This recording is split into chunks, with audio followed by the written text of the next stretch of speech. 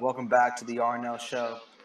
Today is April 30th, 2020, and today, post-draft, post-majority of free agency. So now we get into that stretch where it's kind of quiet from the NFL. Schedules will be released soon. I believe the date is May 9th. But today we're just going to talk about our post-draft thoughts and recaps as a whole. We're going to give both of our top 10 power ranking teams. And then towards the end of the show, we'll talk about Dana White having a UFC card May 9th also. And just some other things going on right now in the world because it's hard to ignore, but I'll try to stick to the sports. So, Yeah. without further ado, let's get into it. So, Robbie, anything you want to say?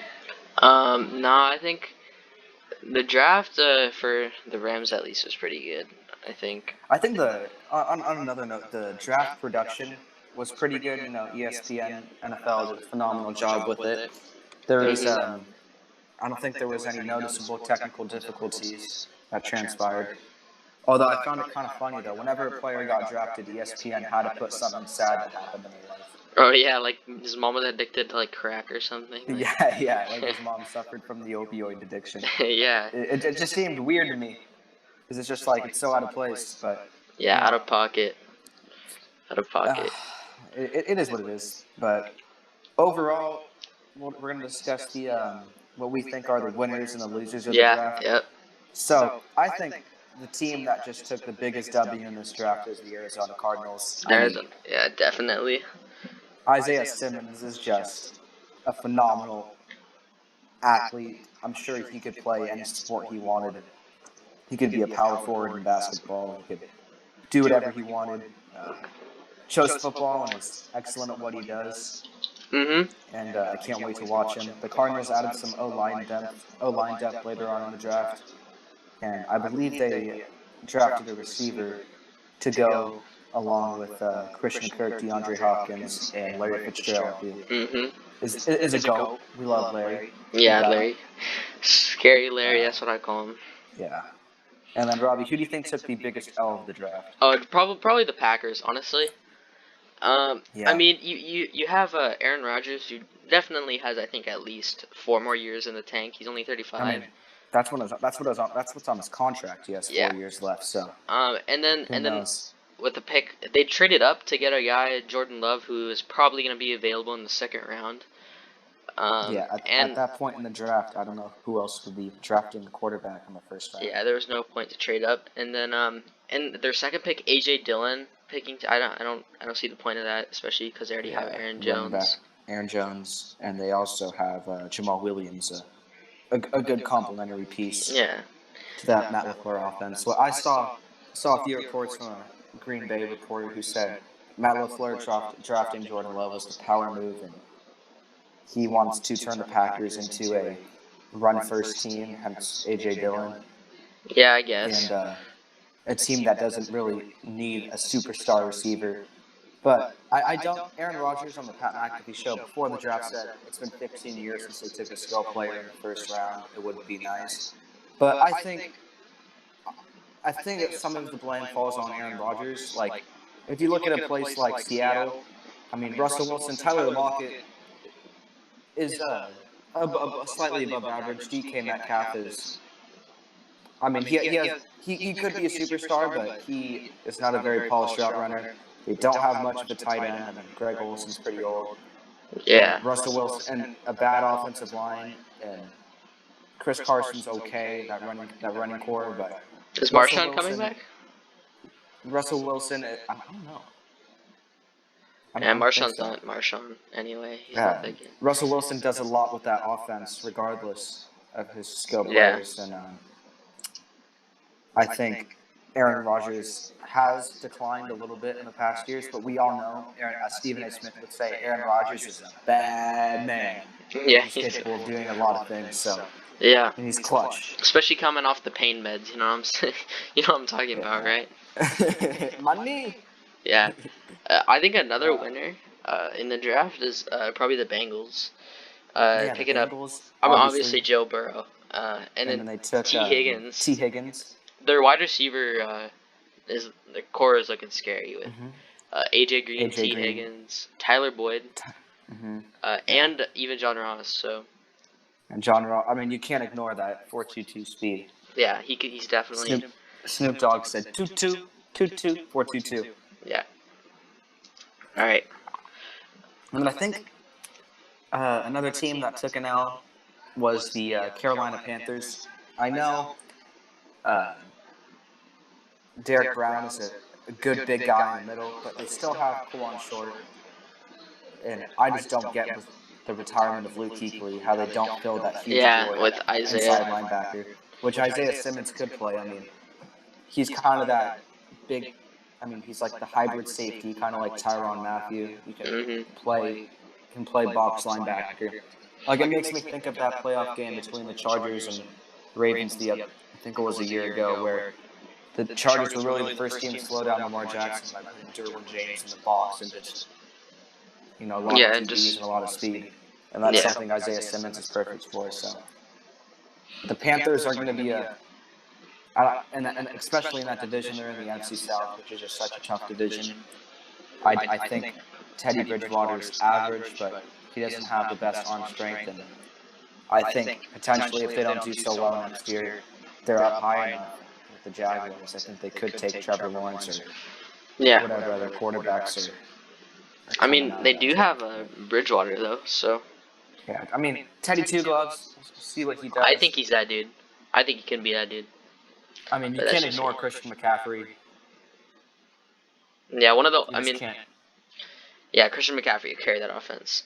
Yeah, and DJ Moore, I think's a good receiver. Greg Olsen was pedestrian last year at best, but he's still a good veteran presence in the locker room. So Ian Thomas has taken over at tight end.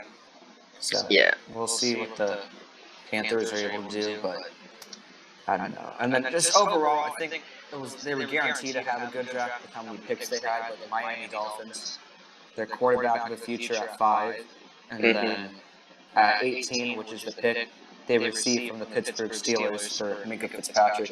As a Steeler fan myself, and I think anybody in the NFL knows Minka Fitzpatrick is worth an 18th overall pick in Oh yeah. everyone's eyes. Even How higher. phenomenal he played down the stretch. Yeah. And then if you want to scroll over on that top bar, you can see who the Dolphins took at 18. I believe they took They took. I Austin think. Jackson, a Yeah. tackle from USC, if I'm not correct. Yeah, Austin Jackson, tackle UFC. Yeah, he mauls dudes. He's a big presence there, and he'll be a good. I was about to say a blindside protector. I mean, it depends where they put him, but because Tua's left-handed, that'll be his right tackle. Yeah. And then with the final pick in there, they took Noah. We're just gonna call him Noah. Yeah, Quarterback. To pair with Byron Jones and Xavier Howard. So the Dolphins quietly have a pretty good cornerback core, in my opinion. Yeah, they're looking a Boost up lot those better. safeties. That secondary will be pretty solid. Yeah. And another loser of the draft, I think, is probably the Patriots, definitely. Yeah. Because I mean, Kyle Duggar, I was looking at what he is, 24-year-old, like he's fast, like really fast. But coming D2, like in the second round, I think you could have got him later. I also don't understand Belichick not missing part of the combine to scout one player that I believe ended up going undrafted and got signed at a later point in time Yeah. as an undrafted free agent. That was just weird to me in the rain, but Belichick is Yeah, I a saw man that. of his own ways. Belichick kind of does things his way, so. Yeah, and I mean, even like not taking a quarterback in this, in historically deep quarterback draft. I mean, I don't even know, dude. And taking a kicker before quarterback is just a little weird to me. But I mean, can't really I doubt don't Belichick. understand the safety pick. I mean, you got Devin McCourty back there still, who they re-signed. Yeah. It doesn't really make Patrick Chung still there, Jerron Harmon. It just doesn't make sense to me. I mean, where they picked Duggar, that was before the Eagles, I believe. If you want to go to the next slide. Oh yeah. And I mean, even if they didn't want a guy like Hurts, Jacob Eason was still there, who ended up going to the Colts. Yeah. But so wait, where did the Patriots pick? in the second round? They picked a linebacker, Josh Ook. I don't know how to say that name. Is it Ooch or Ook? Oh, so they did pick after the Eagles where Jalen Hurts went, but Yeah. I still think in Oh no the no, later they round. didn't. They picked Oh, Kyle Duggar here. yeah. Safety. I mean, looking at the board, I don't know who else would pick. I don't think there was any other safeties taken in that span between their other picks. So I don't know. I think they might have thought Jalen Hurts was going in round 3, because I didn't think he was yeah. gonna go round 2. I thought he was gonna go round 3 or 4. But you know, I like I Jalen know Hurts, honestly. if the acquisition of Nick Foles to the Bears didn't happen, I'd like to see. I think Jalen Hurts would be a good fit in the Bears offense because he is the same type of build, I guess you could say, as Mitch Trubisky, but I think he's more polished than Mitch Trubisky already with some practice at the big level. But Yeah. overall, the draft was very needed for a source of entertainment. It did record-breaking numbers. I think it was north of 40 million viewers or something crazy like that. That is very crazy. Yeah, but it was a good draft, an insane talent pool, and it's going to be hard for these rookies with the lack of mini camp being pushed back or potentially canceled and the lack of training camp. So, Yeah. it is what it is, but I think it was a good class. One more thing I want to touch on is the Philadelphia Eagles selecting Jalen Hurts. Yeah, that's. Denzel Mims was still available. I know they took Jalen Reagor at 20, but Eagles, even after the take of Jalen Reagor, I still think their receiving core was mediocre at best. And Denzel Mims is a very polished route runner, and you compare that with Jalen Reagor's downfield speed, and you're looking at two young guys who have a different skill set, but both can contribute. Yeah, it's I don't know. I don't know about the pick. And I don't know about taking them that high. Just I don't think the Eagles' linebacking core was also weak, and they could have taken a linebacker here. So Yeah, the Eagles will be the Eagles. So I mean, people praise Howie Roseman a lot. I still think they have the Super Bowl fever, in my opinion. I oh, still Super think Bowl they haven't hangover. gotten over that. But Yeah, Doug Peterson's a very competent head coach, and I'm sure he knows where he's going. Doug Peterson is a very competent coach. Yes. So, with that being said, I'll go first, and I'm going to give the viewers my current top 10 NFL power rankings. So, without further ado, let me get into it. So, I think the current 10th best team in the NFL is the Dallas Cowboys. Ooh. I think Dak Prescott had a very underrated year last year. He played very well. He can make all the throws he needs to, and Ezekiel Elliott is very valuable to that team. And then you look at obviously Amari Cooper, Michael Gallup, the addition of CeeDee Lamb, that receiving their offense looks pretty good. And they did draft a center due to the retirement of Travis Frederick, so he'll slide right in there. And that defense, they did lose some talent. They did lose Byron Jones, but DeMarcus Lawrence is just a menace off the edge. And people tend to forget that LVE, Leighton Vander Esch, missed, I believe, half the season last year. He's a phenomenal young linebacker to pair with Jalen Smith in the middle. So they definitely have one of the best. That defense can only get better. They signed a few undrafted free agents that can contribute to that Mike McCarthy defense. So we'll see where they go, but that's my 10 right there. And the number 9... Wait. Let's alternate 10s, okay? Oh, yeah. Okay, so you give your number 10. Alright, my number 10 is, this will be a compliment to you, but I think it's definitely the Pittsburgh Steelers. And then, Ben Roethlisberger is going to be coming back off his injury, and we all know what Big Ben does. Big Ben does crazy things, and, the exit of Jason Hargrave, it hurts definitely, but, Javon, whatever, and then, but they did, pick up some, nice weapons in the draft, and, especially with the addition of Eric Ebron, who can, he'll either be a solid player, but, he does, I don't know if you heard this, but like he didn't like being an Indianapolis Colt, so maybe I think some with the potential locker retirement room of issues there. But mhm. I think they're looking a lot better this year, and they're in my number 10 spot. Yeah, I see what you're saying. I think after Andrew Luck left, he felt less motivated because Jacoby Brissett just wasn't getting him the ball, and they were using Jack Doyle a lot. Oh yeah. But the Steelers have 3 pass catchers over 6'4", Vance McDonald, Eric Ebron, and the player they took at 49, Chase Claypool, who looks very similar to Calvin Johnson based off his combine performance. So they're calling him the Canadian Mapletron.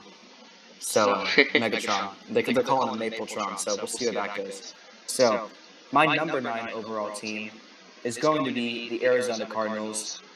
I know their record last year does not depict how good of a football team I thought they were. Kyler Murray is phenomenal. I think that's undisputed. He won Rookie of the Year, controversially, but he's still the Rookie of the Year. Excellent quarterback under Cliff Kingsbury. Kenyon Drake is a solid running back that fits their scheme pretty well. He can catch the ball and run with it. And obviously, the acquisition of DeAndre Hopkins is just monumental. A top 3 wide receiver in football. Mm-hmm. So that offense is going to be phenomenal. I believe they did take a tackle. Or no, they took Isaiah Simmons. What am I talking about? Yeah. But they did take a tackle later in the draft to bolster that offensive line. That was one of their weak spots last year. Kyler Murray was sacked north of 45 times, which you just can't have for such a young guy. Takes a toll on you. And on the defensive side of the ball, Pat Pete is Pat Pete. They have an excellent young safety in Buda Baker. Chandler Jones led the league in sacks last year. I believe he had 20 and a half. Isaiah Simmons and Jordan Hicks with that linebacker to join that linebacking core. So I think the Arizona Cardinals are a very young team, and I think Cliff Kingsbury is a competent head coach. If they can just protect Kyler better, have a better run game, and fix some issues in the secondary, I think they can be a really good team. Yeah, definitely. And in my number 9, I am taking with the Cowboys. I'm picking the Cowboys there. And the Cowboys, they paid Amari Cooper, which is a big deal. Amari Cooper is probably one of the best receivers in the league. Dak Prescott, he's that. He's a good quarterback. He's not like top 10, but he's good. And you have Ezekiel Elliott, probably top 3 running back, depending on what your opinion is. And they're a good like 3. On offense, have Amari Cooper, Zeke, and Dak is pretty good. Yeah, it's a and pretty then good trio. with a solid signing of Gerald McCoy on the interior defensive line is huge. But they did lose out on Byron Jones, which is and CeeDee Robert Lamb Quinn. also. Receiving core is looking nice to go with Michael. Oh yeah, Gallup, and CeeDee Lamb, yeah. And they did actually a very underrated signing, and Pat McAfee will love this one. Shout out Pat McAfee for the brand. They did sign the former Rams kicker Greg the Leg Zuerlein. Oh yeah, I forgot about that. And the Cowboys kicking game was an issue last year with Brett Maher, and Greg's clutch. Except that Seahawks game last year, but we probably would have made the playoffs if he didn't miss that kick. But remember, under the new CBA collective bargaining agreement, there's seven teams from each conference now. We would have made that. Conveniently, the Steelers and Rams would have been the 7th seed in both conferences. So that's interesting. So my number 18 is the Buffalo Bills. The Buffalo Bills actually had a top 3 defense last year. Tre'Davious White's phenomenal. Micah Hyde's great. They have a great secondary, and a great young guy in the middle, and Ed Oliver at playing D tackle. So they just have a very good young defense, a lot of good contributors, and then offensively, Josh Allen showed great development last year. He still has some room to improve, like the playoff game where he pitched the ball backwards. 50 seconds left. The moment probably just got too big for a young guy like him, but that does show grow and develop. He has phenomenal physical talent. Devin Singletary, I think, is a great running back. Reminds me of Miles Sanders, but Devin Singletary's super elusive and he breaks a lot of tackles. And then, obviously, I think their biggest acquisition in free agency was Stephon Diggs, Oh yeah. trading a first-round pick for him to the Minnesota Vikings to pair with John Brown. So that's a good 1-2 punch of receivers. So Yeah. the Bills are my pick to win the AFC East next year with the downfall of the New England Patriots. Yeah, the Bills. And people forget, actually, sorry to interrupt you, but Yeah, go ahead. Antonio Brown was traded to the Bills, but Antonio Brown blocked the trade pretty much. Yeah. And then we know what happened with AB. Yeah, AB probably gonna end up in a mental asylum in a few years. But Josh Allen has definitely showed that he wants to win. Yeah. Especially in that Tough playoff guy. game. And Yeah. then especially on Thanksgiving Day, he came into Jerry World and just stout the Cowboys. So Oh yeah. can't deny that he can perform in big moments on the road. Yeah, the Bills are also my number 8 pick, so we can skip on down to 7 if you want. So my 7, it pained me to put this, but at 7 I have the Tampa Bay Buccaneers. Oof. I think down the stretch last year they played pretty well, even with Jameis Winston and his 33 touchdowns, 30 interceptions. 30 for 30, baby. I think Tom Brady will utilize those weapons very well. And the team's biggest need offensively, they addressed by taking Tristan Wirfs, just a great blindside protector to pair with DeMar Dotson on the edges, and Ali Marpet playing left guard, Ryan Jensen at center. So they have just a very strong offensive line. And then you can't ignore that receiving core between Chris Godwin and Mike Evans, just 2 top 10 receivers. And Cameron Brate, O.J. Howard, and Rob Gronkowski. I do not know the level Rob Gronkowski will be able to play at, but if we get something similar to prime Gronkowski, I think Buccaneers will just be a team you can't mess with. And defensively, breakout star linebacker Shaquille Barrett is playing under the franchise tag last year. This year, he was second in the sacks behind Chandler Jones of the Arizona Cardinals. And defensively, there's a few weak spots throughout the secondary, but Devin White is a insane talent at linebacker. And I think the Buccaneers have real potential to be a playoff team with the acquisition of Tom Brady. Oh yeah, definitely. And you wanna know what I heard Robert Gronkowski say on some show? I can't remember, but he could have been just poking fun. But he said this is why he retired. He said he retired because before in the off season before the draft, not last draft, but, you know what I'm talking The off about. season he retired. Yeah. Yeah. They told him, hey, we're gonna trade you to the Detroit Lions for someone. Yeah, I read that. Yeah, and he's like, nah, dude, I'm only screw playing for that. Tom Brady. He's like, screw that, I'm out of here. And then so he retired, and which led the Lions to picking T.J. Hawkinson, right? So It's not performed very well last year. yeah, so I mean, I think Gronk came back, decided it's like, hey, they're not gonna trade me to the Lions again because they got their man. So yeah, that's what he said, right? Mm-hmm. Yeah, and then Essentially. my 7, I have the Seahawks. Ooh. In one of Jadeveon Clowney, no one signed him yet, which is probably good for the Seahawks, right? I mean, probably end up re-signing with them because he can't find a better offer. Mm-hmm. And I mean, they made the NFC Championship, so you can't really fault them there, even though what happened to beloved Rams making the NFC Championship. They lost to the Packers in the divisional round, but they had a. Oh, yeah, that's awkward. That's really awkward. Sorry. Oh, yeah. Good. They beat the Eagles in the wild card round, and then beat almost lost to the Packers by 1 score. But what they were able to do in the playoffs without a real running game, I think they were average.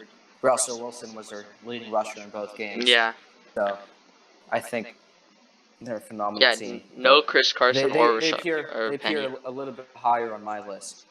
Yeah, they I don't know, I don't know, their O-line's just a big I mean, because as Russell Wilson continues to get age, I don't know if he will have as much scrambling ability this year as he did last year. Oh.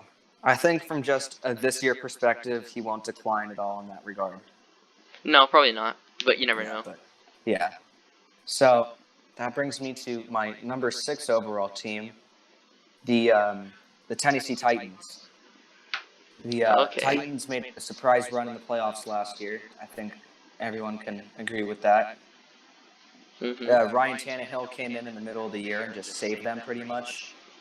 You know, he just played phenomenally, and he did his job by working on his handoffs to Derrick Henry, the NFL rushing leader. Big trust, woo woo. Big trust.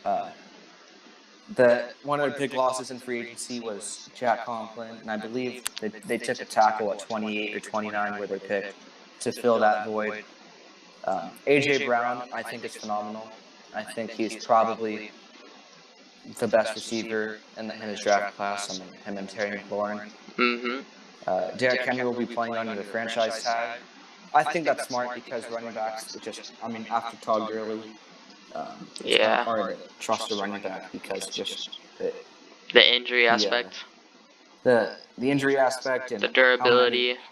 It's running back's probably the easiest position to find replace. Talent at, in my opinion, because they have to rely on the O-line unless you're a guy like Saquon Barkley or Christian McCaffrey. But there's a reason those guys are the best in the league, and I think in the current stage of the NFL, you don't need the best running back in the league to succeed.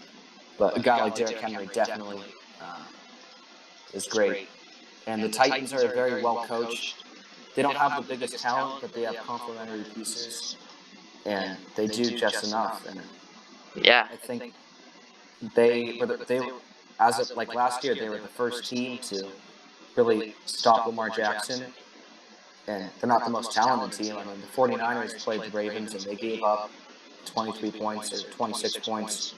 And they're probably the most talented defense in the league. So it just goes to show Mike Vrabel being a phenomenal coach, and Tennessee Titans know what they're doing. Yeah, and that's what's really awkward. Yeah. That was also my number 6 pick. So.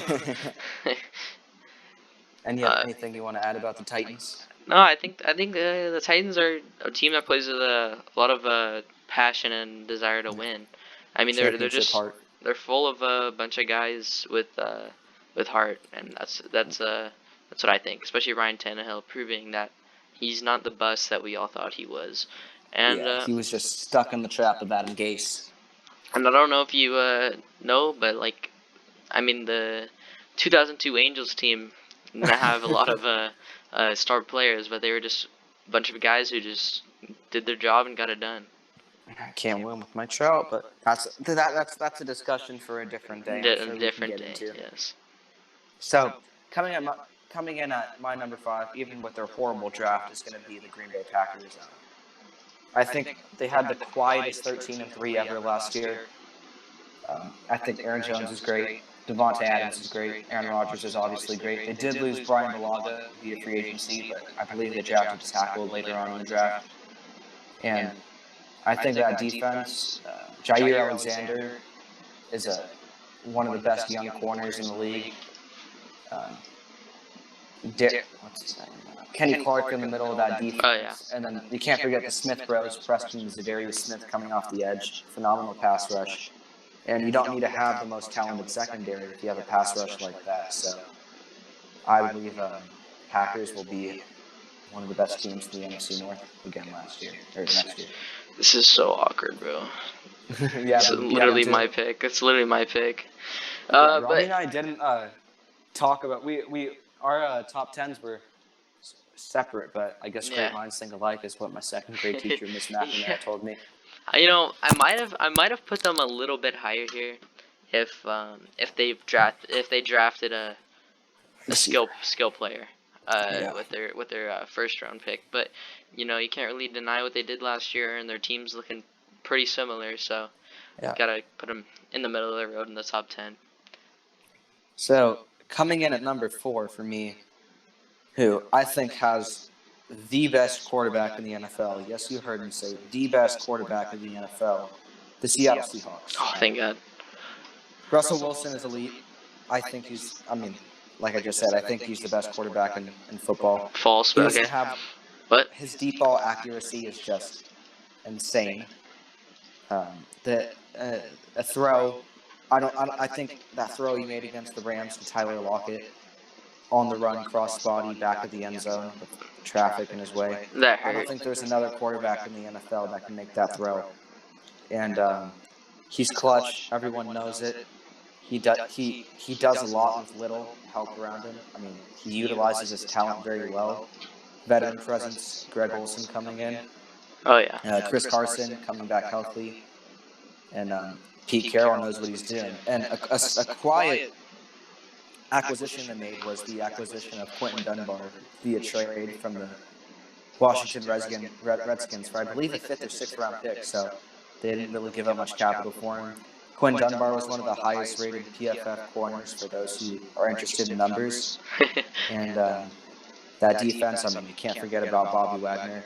I believe Jadeveon Clowney is coming back, but we have to speak on the fact as if he's not on the team right now. Mhm. But overall, I mean, Seattle Seahawks just, they don't need the biggest talent. I mean, Bradley McDougald is solid, but they don't need much to succeed. They're just so well coached, and I believe they'll be neck and neck with the Rams, Niners, and Cardinals next year in a very tough NFC West. Yeah, and with I mean, the NFC West, you don't know what will happen. And that's. I mean, I think that's a division where you can maybe get 2 or 3 playoff teams. It will Oh, really yeah. depends. Yeah. I mean, with the new what's it called? Like, what's like the collective bargaining agreement? CBA? There would have been 3 playoff teams last year. It would have been the Rams, the Steelers, or not the Steelers, the Rams, Seahawks, and 49ers. So, yeah, we're on the number 4 spot, right? Mm-hmm. All right. Who's so your number 4, Robbie? my number 4 are this pains me to say because the Rams have a rising rivalry with them. I mean, kind of, if you could say, and it's the New Orleans Saints. The New Orleans Saints, you know, got Drew Brees. He's still very good. With Taysom Hill, you know, you never know what happens there, but they lost Teddy, but it doesn't really matter, and they looked really good last year, in my opinion, and bringing in Emmanuel Sanders to beef up the wide receiver group is just It's a good ad. And hopefully Alvin Kamara can stay fully healthy this year. Their defense looks really good too. I think some people will be surprised with me leaving the Saints off my top 10. You know, it's not something I wanted to do. Just the fact that I believe, I mean, Alvin Kamara did not really. Aside from the receiving game, he really did not contribute much in the run game. Latavius Murray is not a. You can't lean on him. But I think Sean Payton's a good coach. He utilizes talents very well. But I think Drew Brees will sadly have a decline this year. Oh yeah. The Saints, in my opinion, still don't have a true vertical threat, which is something you need to win. I think Mike Thomas can't guard Mike is the best possession wide receiver in the NFL, but you need a deep threat to go along with that. Deontay Harris was their punt returner and a Pro Bowler for punt special teams, but I don't think he's a guy you can really utilize like that. And I think that defense is, aside from Marshawn Lattimore, I think they're kind of old and slow. I mean, Cam Jordan had a good season last year. I don't know how much longer he can play at that level, but I think the NFC South is a tough division. I don't know if they're going to be able to compete with some of the other teams. They'll win it, trust. They'll win. I don't know, dude. I mean, I truly believe the Falcons and Buccaneers will both have a chance to make a run. Oh yeah, they'll have a chance, but I honestly see the Saints defense is a lot better than people think it is. Honestly, I forgot who the safety is, but one of their safeties. They did sign Malcolm Jenkins in the offseason, who is old and slow in my opinion. But a good locker room presence. Yeah, you never know. I mean, a lot of things change, right? Especially the 49ers last year. Mm-hmm. Yeah, so that's my reasoning to the Saints not being on my list. But coming in at number 3, I hate to say this, is the Baltimore Ravens. Damn, dude. The Ravens finished 14-2 last year. They played phenomenal, choked in the playoffs per usual. Lamar Jackson is not a polished passer. They don't have a true wide receiver, in my opinion. They did lose Hayden Hurst to the Falcons, and Nick Boyle's more of a blocker, and Mark Andrews is probably their best receiving threat on that team. You don't think Hollywood Brown? Hollywood Brown's not it? He's not a polished route runner, in my opinion. And he had trouble staying healthy last year. Yeah, he's like Brandon Cook's ex, huh? With that ankle and his hand issues. Marshall Yonder retired, who I think was consistently one of the best guards in the league, and the Ravens need a good lineman at every position for the type of offense they run. But they will be anchored by that running game no matter what, and that's what will make them successful. But we've seen when that running game doesn't work and Lamar Jackson has to throw his way to a victory, it does not work. You saw it against the Titans. It did not work. He threw a lot of picks, and just a lack of weapons. Okay, I'm gonna take but that defense is stout. That cornerback core is very good. Marlon Humphrey is extremely underrated. Jimmy Smith is pretty good in that secondary. Earl Thomas with Chuck Clark kind of playing that box type safety. And they don't have the best pass rushers, but they send a lot of blitzes schemed properly that utilize their talent, and they did draft Patrick Queen in the first round. Is that C.J. Mosley replacement? Oh yeah. We touched on in our last podcast. If you want to go check that out, boost the views up, leave a like, comment on that. Shameful plug, but I'll put it in the description. Yeah. So, Robbie, who's your third? Sadly, it's the same as yours, the Ravens.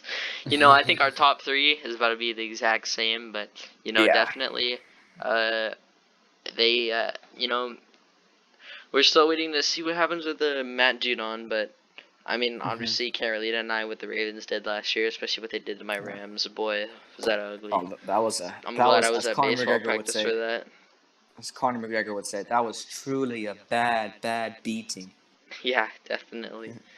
So, I'll let you state the number two, because I'm sure it's the same as mine, and I'll take the number one. Alright, the number two is the 49ers, right? Yep. For you? Yeah, good for, Tom Brady has been connected to the team, but he never came. So yeah, I didn't think there was any validity to those claims. I mean, some people did, but I didn't think about it. But Jimmy G is I think he's a good long-term move. I mean, he's definitely no superstar quarterback. He's not some guy that can carry the team, but he's definitely a humble guy who can assume the starting role for a good team. I mean, he's pretty much Ryan Tannehill, but doesn't throw the football as well. Oh yeah, and then I mean, the great 49ers have a great running team and a phenomenal defense. No more Matt Breida, but I mean they have Raheem Mostert and Tevin Coleman. So, yeah. And then just they got rid of DeForest Buckner, but they did draft a defensive tackle first. Javon Kinlaw. Yeah, Javon Kinlaw. Yeah, he looks very good. And I just think the Niners are just not someone to be messed with, especially in the NFC West.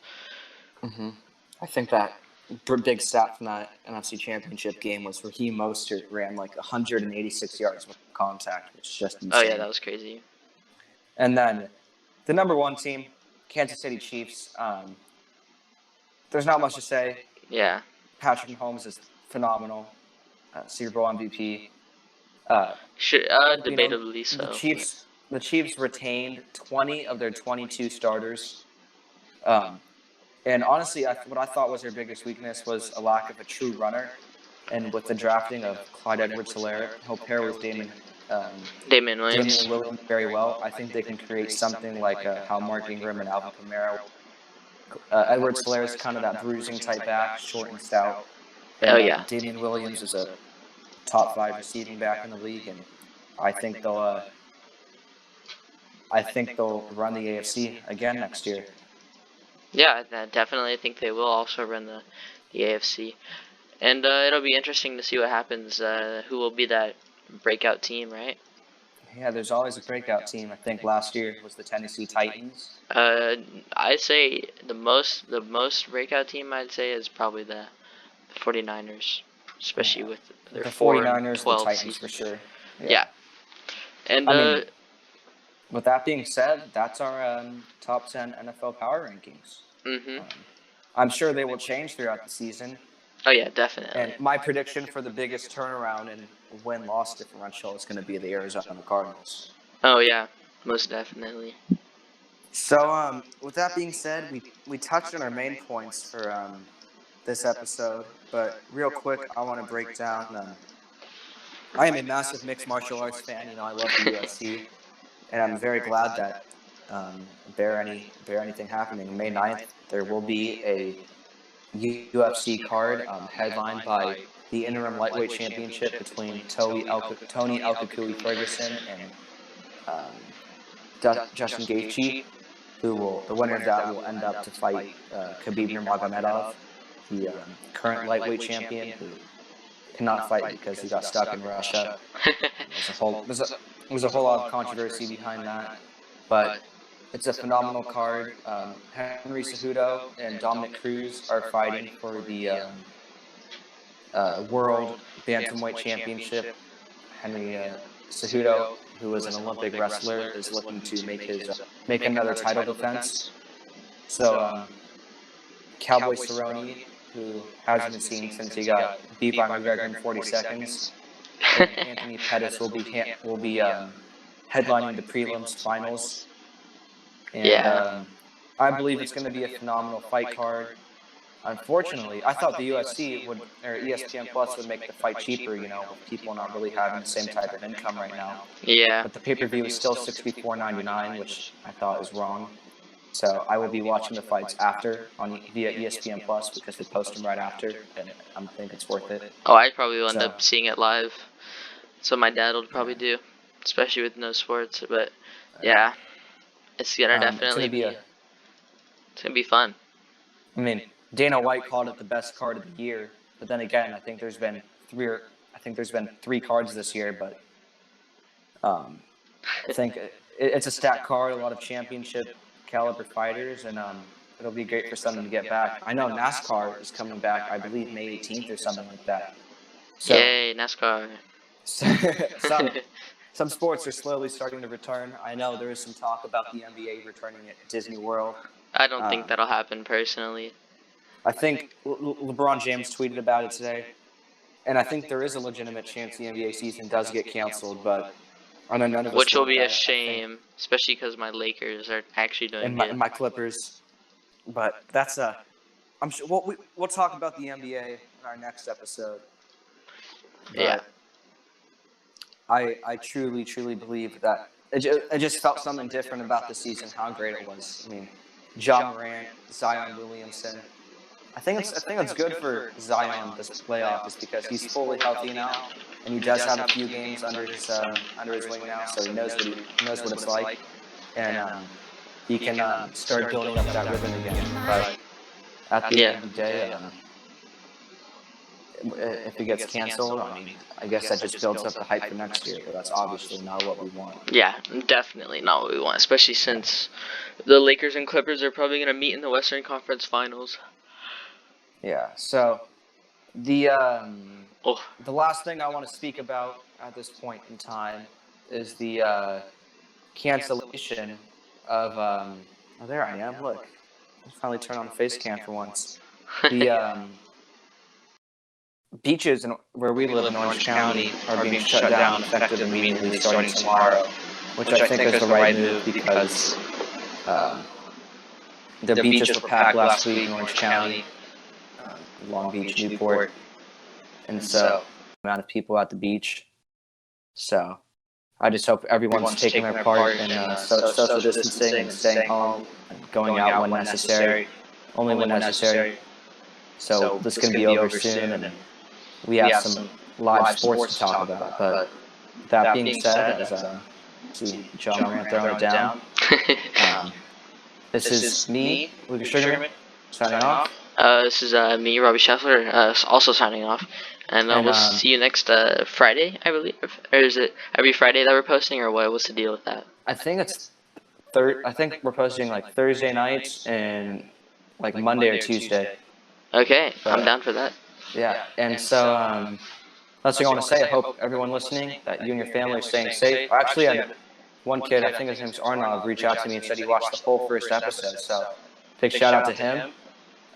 Please like, share, subscribe, comment your thoughts, and if you have any disagreements with us on what we said, drop it in the comments, and we can have a good discussion about it. And please share the video with everyone, and repost on socials if you'd like to do that. And without further, Without further ado, see you guys later. we'll see you soon.